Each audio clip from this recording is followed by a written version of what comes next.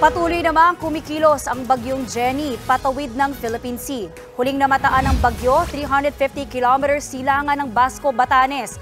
May lakas ang hangin nito na aabot sa 165 kilometers per hour at bugso na aabot ng 205 kilometers per hour.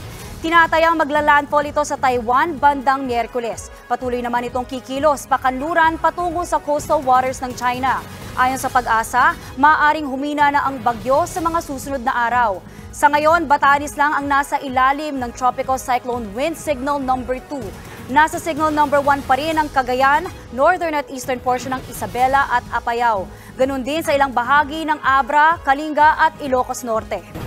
Mga kapatid, Gretchen ho po, huwag maging huli at maging una sa lahat ng balitaan. Maging maalam at may pakialam sa mga napapanahong issue at balita sa bansa. Mag-subscribe at mag-follow sa News 5 social media pages.